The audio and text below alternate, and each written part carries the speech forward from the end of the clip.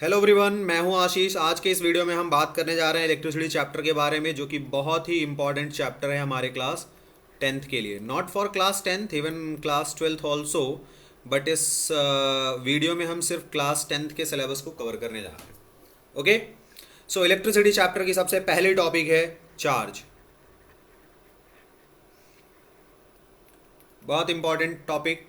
Charge क्या है? Charge किसी भी मैटर की, किसी भी सब्सटेंस की या किसी भी ऑब्जेक्ट की वो प्रॉपर्टी है, वो कॉज है जिससे हमें वो सब्सटेंसेस, वो ऑब्जेक्ट्स इलेक्ट्रोमैग्नेटिक फोर्स देते हैं या उनके बीच में इलेक्ट्रोमैग्नेटिक फोर्स डेवलप होता है। So it's only property of matter और substance, property of objects which gives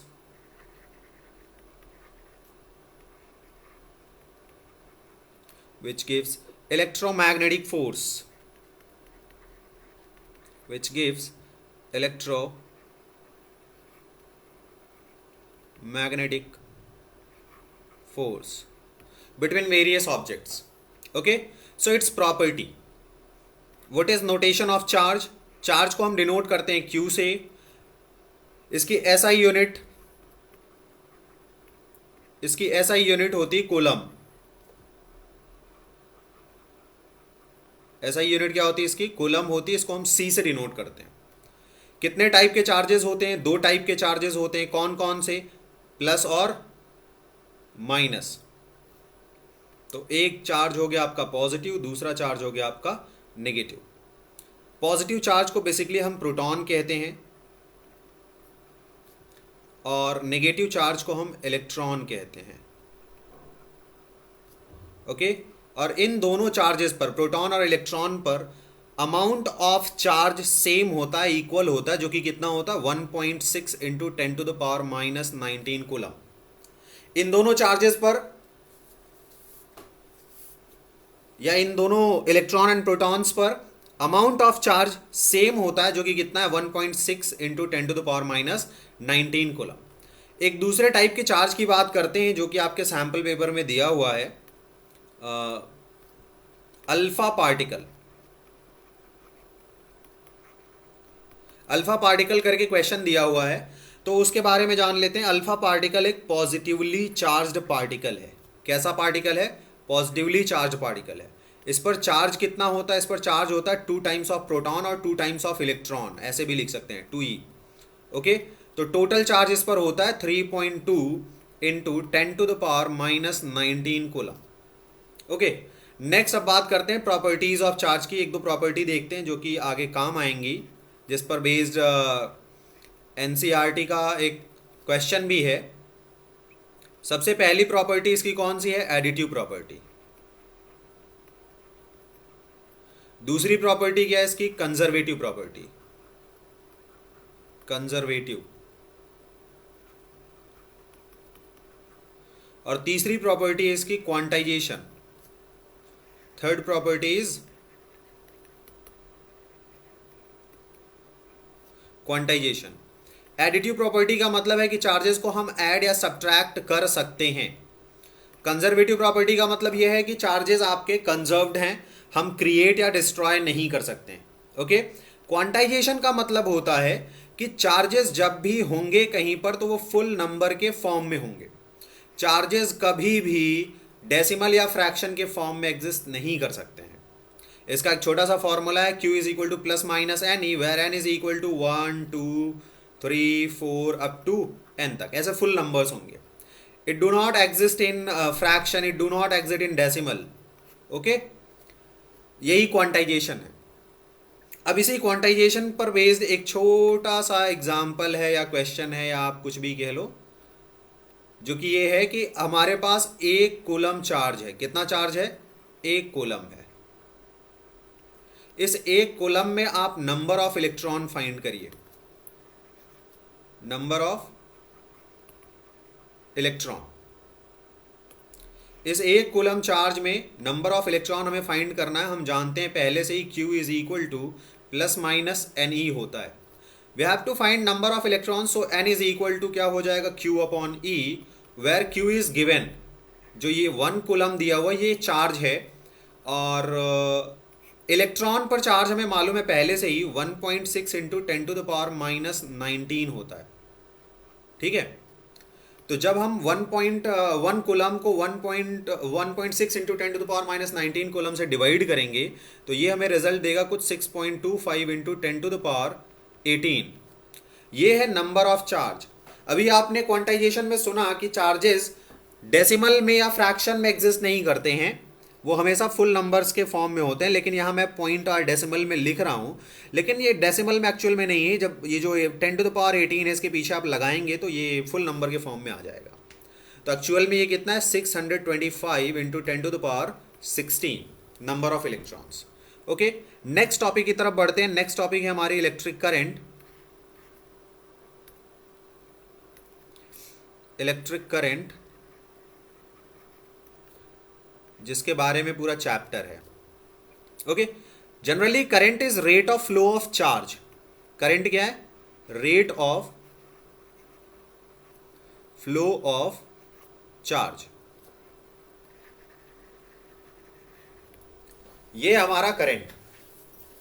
current को हम आई से डिनोट करते हैं। किससे डिनोट करते हैं? आई से डिनोट करते हैं। Current is denoted bye I. It's SI unit is ampere. SI unit क्या है इसकी? एम्पियर है। इसको हम किससे डिनोट करते हैं? इसको हम डिनोट करते हैं ए से। I is equal to formula होता है करंट का Q by T. I is equal to क्या फॉर्मूला होता है? Q by T. इसकी एक दूसरी यूनिट भी हम लिख सकते हैं। दूसरी यूनिट क्या होगी इसकी? इसकी दूसरी यूनिट यहां से लिखी जाएगी कूलम पर सेकेंड। और यहां से एम्पियर के बारे में भी लिख सकते हैं हम। 1 ampere is equal to 1 coulomb per second, और it's flow of charge 1 coulomb per second. Okay,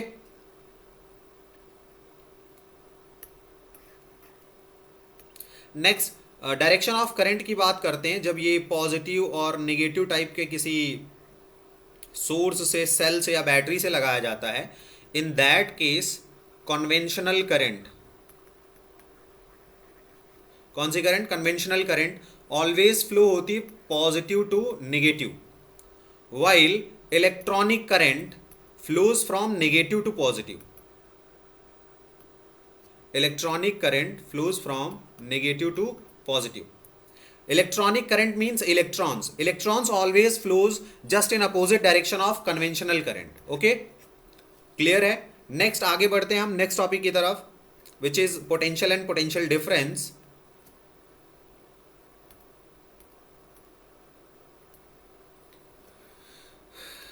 electric potential.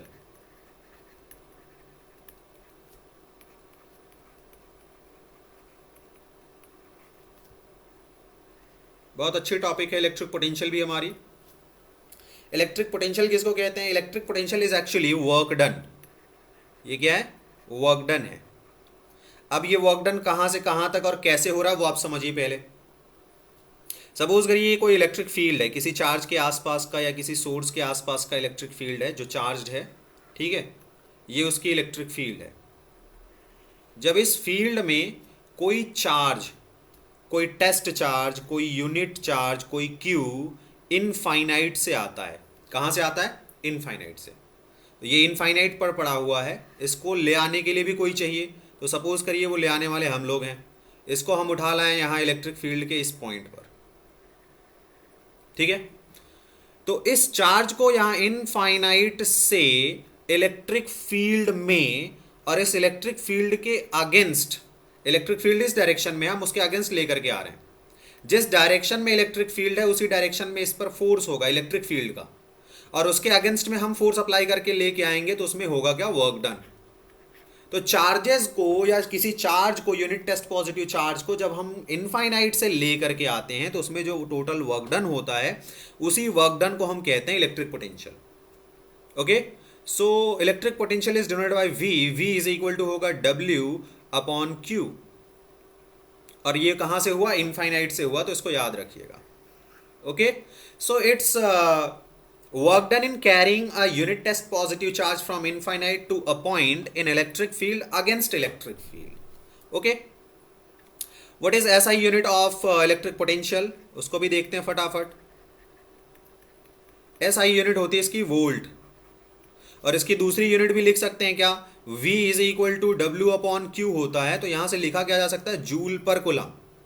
और 1 वोल्ट को भी यहां से हम लिख सकते हैं, तो 1 वोल्ट क्या लिखा जाएगा, 1 volt is equal to 1 joule per coulomb, a work done of 1 joule for per unit charge और पर कुलम। ओके, नेक्स्ट बढ़ते हैं अगली टॉपिक की तरफ हम, and next topic is electric potential difference.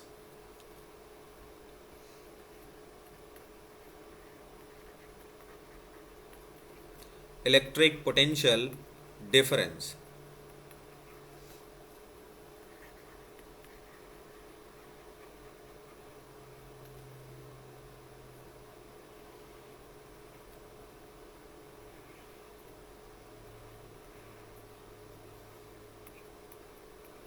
Okay, electric potential difference is also electric potential, बस इसमें थोड़े से चेंजेस हैं। सपोज करिए हमारे पास कोई इलेक्ट्रिक फील्ड है, इट्स ऑल्सो वर्क डन, ये भी क्या है, वर्क डन है। और एक चीज आप जानते होंगे, वर्क एनर्जी थ्योरम से क्लास 9th में आपने पढ़ा है, work done is equivalent to change in kinetic energy और चेंज इन एनर्जी। तो पोटेंशियल को हम एनर्जी भी कह सकते हैं, ऐसा नहीं है कि हम पोटेंशियल को एनर्जी नहीं कह सकते। अगर ये वर्क डन है तो ये एनर्जी ही है, कोई और चीज नहीं है। ओके, सपोज करिए अब ये वर्क डन कहां से कहां तक हो रहा है इलेक्ट्रिक पोटेंशियल डिफरेंस में। सपोज करिए यहां इलेक्ट्रिक पोटेंशियल में 2 पॉइंट्स हैं, पॉइंट ए और पॉइंट बी। ऐसे दूसरा पॉइंट यहां बना लेते हैं, it's point A and it's point B, और यहां पर हमारे पास एक चार्ज है Q। इस चार्ज Q को हम ले करके जा रहे हैं ए से बी की तरफ। जब हम ए से बी की तरफ लेके जाएंगे तो फिर अगेंस्ट में लेकर के जाना होगा हमें इलेक्ट्रिक फील्ड के, और जब हम इसको इलेक्ट्रिक फील्ड के अगेंस्ट में लेकर के जाएंगे तो यहां होगा वर्क डन। यहां क्या होगा, वर्क डन होगा। ओके, तो ये जो वर्क डन हो रहा है ए से बी तक, यही है पोटेंशियल डिफरेंस ए बी के बीच में। V A B is equal to क्या होगा, डब्ल्यू ए बी, ए से लेकर के बी तक के बीच का काम, वर्क अपॉन क्यू नॉट, और क्यू जो कुछ भी यहाँ क्यू है तो क्यू लिखो। So V A B potential difference is equal to W A B upon q. What is SI unit, SI unit is also volt और सिमिलर एज पोटेंशियल, तो इसकी भी एसआई यूनिट क्या होगी, वोल्ट होगी। SI unit is volt. Okay, वही another unit we can write 1 volt is equal to 1 joule per coulomb. Next topic की तरफ आगे बढ़ते हैं हम, that is Ohm's law.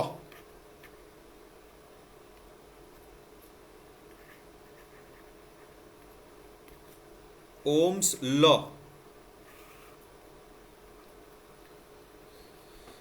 what is Ohm's law? Ohm's law is V is directly proportional to I. He said under physical constants, जो potential हम apply करते हैं across the ends of the conductor, that is responsible for the current. जितना potential हम apply करते हैं उतनी ही current flow होगी। अगर हम पोटेंशियल कम अप्लाई करेंगे तो करंट की वैल्यू कम होगी, अगर पोटेंशियल हम ज़्यादा अप्लाई करेंगे तो करंट की वैल्यू ज़्यादा होगी। जैसा कि आप सब जानते भी होंगे, आपके घर में स्टेबलाइजर लगा हुआ होगा, उसमें जब वोल्टेज कम होता है, पोटेंशियल वोल्टेज कम होता है, इन दैट केस आपको बहुत कम करंट मिलती है। आपके पंखे, आपके घर के अप्लायंसेस वगैरह जो होते हैं बहुत धीरे चलते हैं। लेकिन जब वही आप जाकर के वहाँ से वोल्टेज स्टेबलाइजर के पास से इंक्रीज करते हैं, बढ़ाते हैं, तो जो करंट होती है उसमें सर्किट में हमारे घर के, वो इंक्रीज हो जाती है, और जितने भी अप्लायंसेस होते हैं वो सब तेज चलने लगते हैं। जैसे पंखे हो गए, बल्ब हो गए, सब तेज जलने लगेंगे। ओके, तो इसने कहा था कि V is directly proportional to I, और फिर V इज इक्वल टू, इसको लिखा गया IR, where R is a constant. R क्या है, एक कांस्टेंट है, प्रोपोर्शनैलिटी कांस्टेंट है, और इस R को नाम दिया गया रेजिस्टेंस। इसको क्या नाम दिया गया, इसको नाम दिया गया रेजिस्टेंट, नॉट रेजिस्टेंट, रेजिस्टेंस ऐसे। Okay, what is SI unit of resistance और व्हाट इज रेजिस्टेंस, ये भी अभी यहीं देख लेते हैं। Resistance is a factor when current flows through any conductor, then conductor resist path or opposes motion of the electron। जैसे ये कोई एक कंडक्टर है, इस कंडक्टर के सरफेसेस पर जब इलेक्ट्रॉन ऐसे मोशन कर रहे होते हैं, जा रहे होते हैं इस डायरेक्शन में, तो इस कंडक्टर के सरफेस पर प्रेजेंट पॉजिटिव मेटल एटम्स और पॉजिटिव कंडक्टर एटम्स इसको अट्रैक्ट करते हैं, इसको अपनी तरफ खींचते हैं, इसको आगे जाने नहीं देते हैं। तो ये जो फैक्टर है अट्रैक्शन का, जो कि इनके मोशन को रेजिस्ट कर रहा है, इनके मोशन का अपोज कर रहा है, इसी को हम क्या कहते हैं? रेजिस्टेंस कहते हैं। ओके, इसको आर से डिनोट करते हैं। इस रेजिस्टेंस की एसआई यूनिट होती है, एसआई यूनिट ऑफ रेजिस्टेंस ओम। ओम ही इसकी एसआई यूनिट है। इसका सिंबल कुछ इस तरीके से है, ये मैंने सर्कल कर दिया, सर्कल में नहीं रहता है, ये सिंबल है इसका। ओके, हाईलाइट करने के लिए मैंने सिंबल कर दिया। अब देखते हैं इसके डिपेंडेंस क्या है, किस पर ये डिपेंड होता है। Resistance, so dependence of resistance.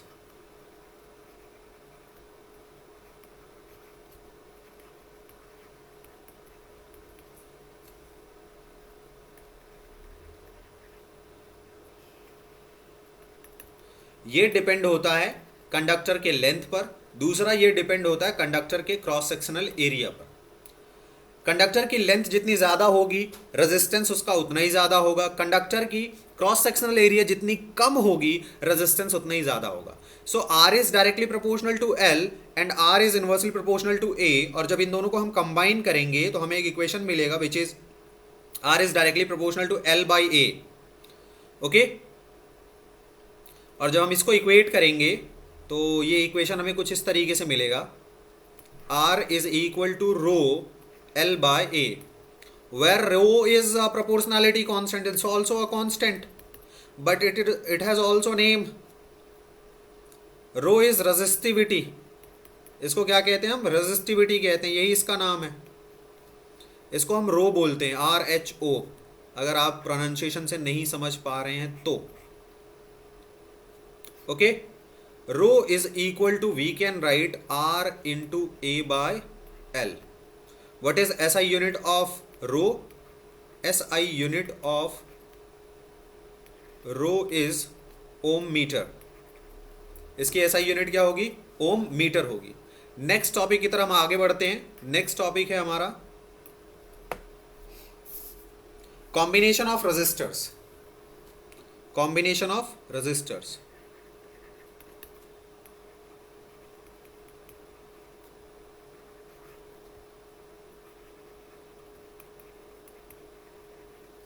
Combination of resistors, और इसी को कॉम्बिनेशन ऑफ रेजिस्टेंस भी कहते हैं।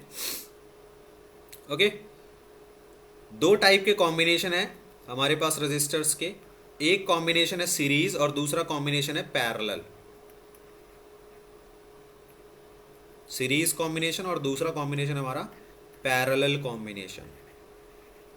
ठीक है, सीरीज कॉम्बिनेशन में हम क्या करते हैं, किसी भी अप्लायंस को एंड टू एंड लगाते चले जाते हैं। अभी जनरली हमारे पास रजिस्टर्स हैं, ये रजिस्टर का सिंबल है, अभी मैं आपको सारे सिंबल्स दिखा देता हूँ।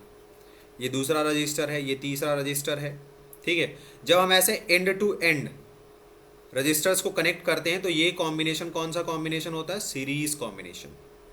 और वहीं जब हम रजिस्टर्स के सभी एंड किसी एक पॉइंट से कनेक्ट कर दें इस तरीके से, और सभी दूसरे एंड किसी दूसरे पॉइंट से कनेक्ट कर दें, तो इस तरीके के कॉम्बिनेशन को हम कहते हैं पैरेलल कॉम्बिनेशन।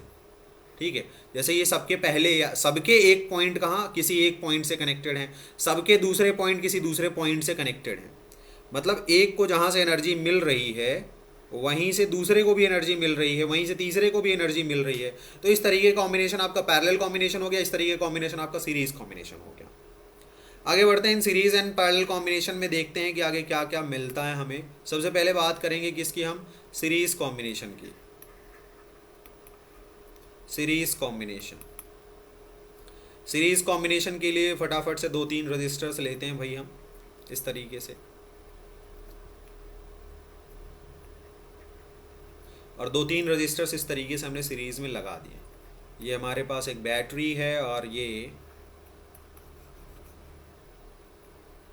बन गई हमारी circuit. It's register R1, it's register R2, it's register R3, और ये हमारा पोटेंशियल वोल्टेज जो हमने यहाँ से अप्लाई कर रखा है, ये इसका पॉजिटिव टर्मिनल है, इसका नेगेटिव टर्मिनल है, और ये हमारी current I।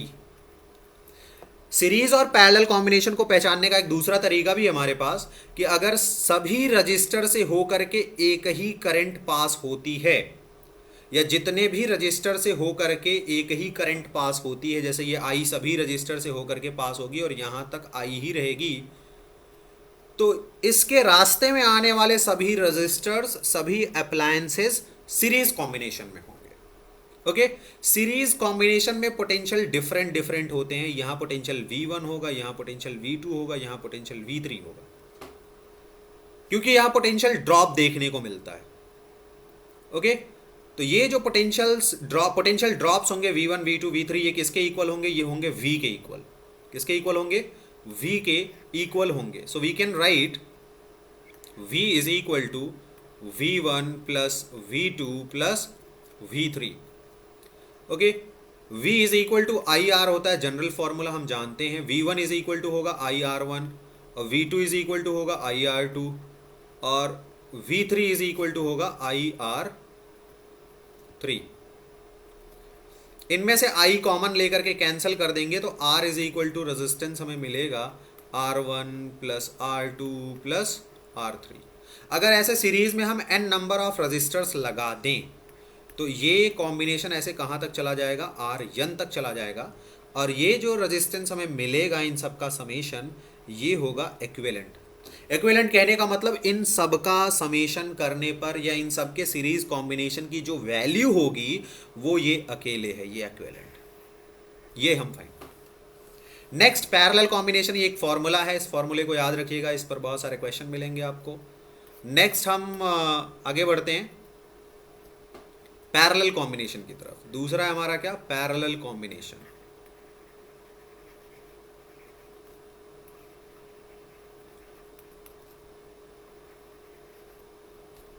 Parallel combination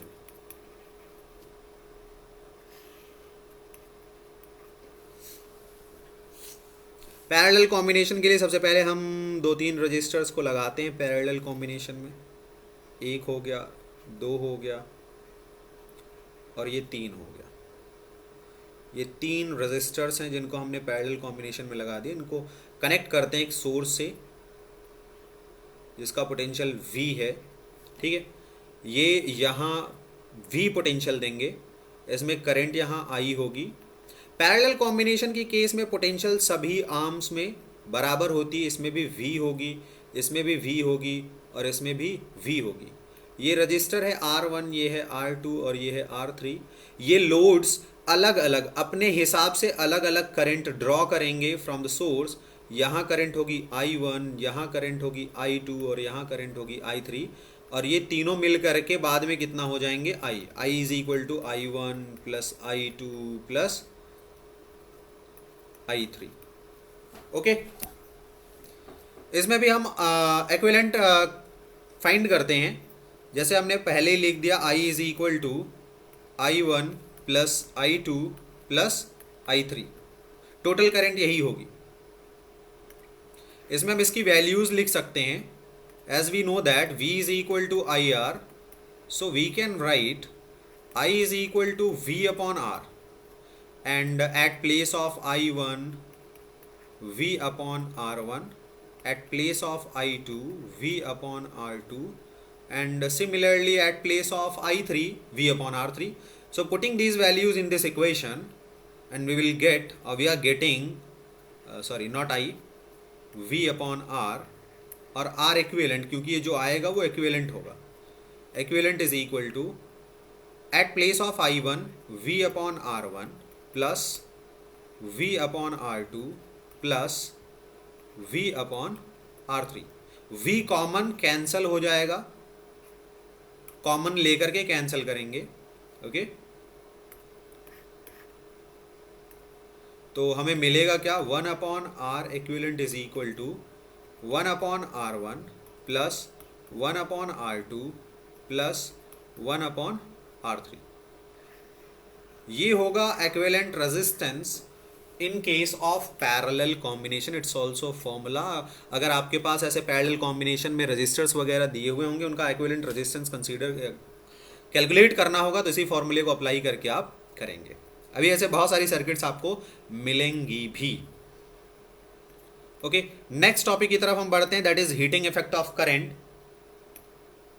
heating effect of current.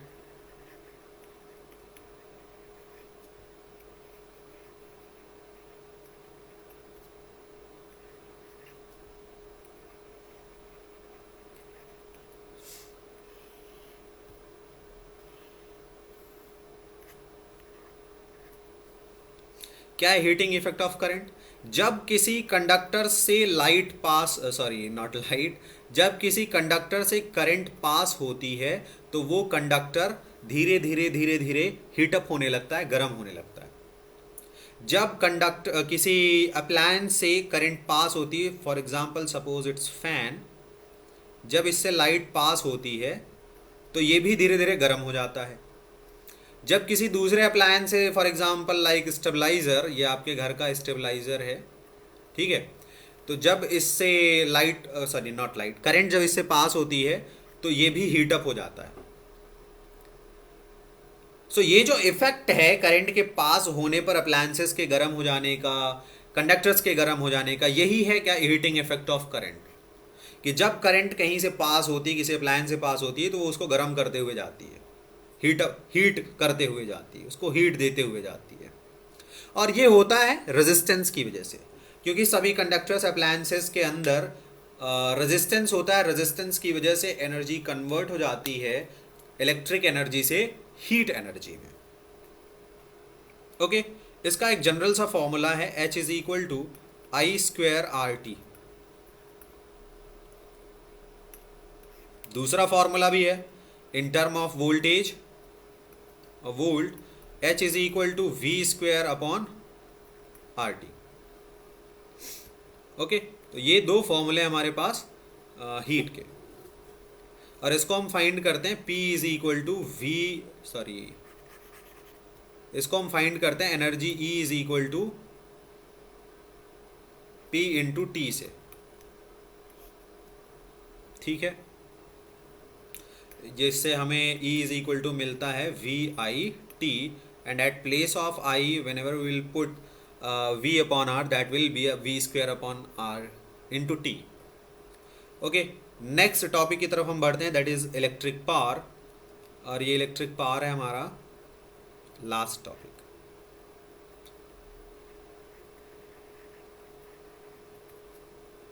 Electric power, as we know that power is rate of work done, P is equal to W/T in general terms. In case of electric power it will be same, P is equal to W/T, but here work done will be considered as electric work done, or work done due to electricity, or which occurs due to electricity, ठीक है। So P is equal to W/T. What is SI unit? SI unit is watt.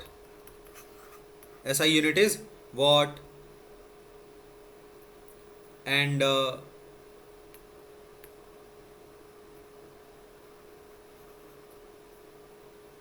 wait, SI unit is watt.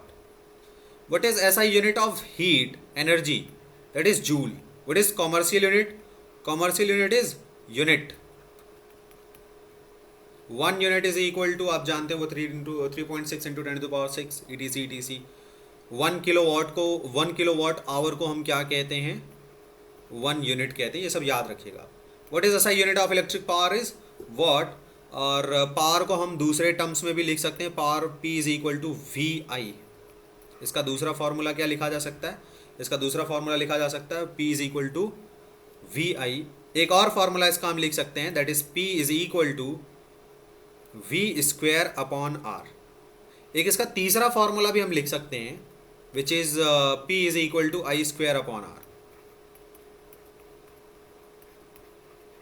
और इसको हम बनाते हैं कहाँ से? इसको हम बनाते हैं W/T से ही, as we know that W/Q is equal to V। So W is equal to, we can write V into Q, और P इज इक्वल टू, अभी हमने लिखा W/T, so it can be written as V into Q by T, and we know that Q by T is current, so P is equal to क्या हो जाएगा, V into I.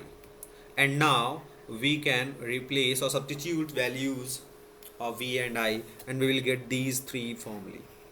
P is equal to I square upon R, P is equal to V square upon R, and P is equal to VI. So ये तीन major फॉर्मूले हमारे power के, और हमारे इस चैप्टर में बस इतना